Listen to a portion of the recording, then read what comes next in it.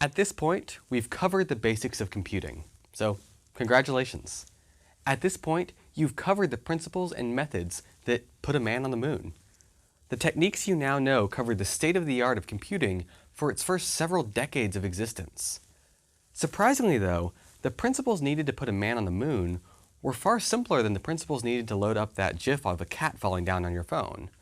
Modern cloud computing, virtual reality, and even typical web development require more complex frameworks and paradigms than the ones responsible for the early days of the space program.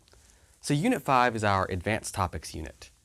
In this unit, we're going to preview the next topics you'll cover if you decide to continue your education in computing. We're going to focus on two topics, objects and algorithms. In many ways, these two topics cover two different directions you could choose to go in computing. If you want to go into developing websites, video games, or other portions of kind of the design side of computing, you'll be using objects a lot. If you want to go into machine learning, theory, or the more mathematical side of computing, you'll spend a lot of your time developing algorithms.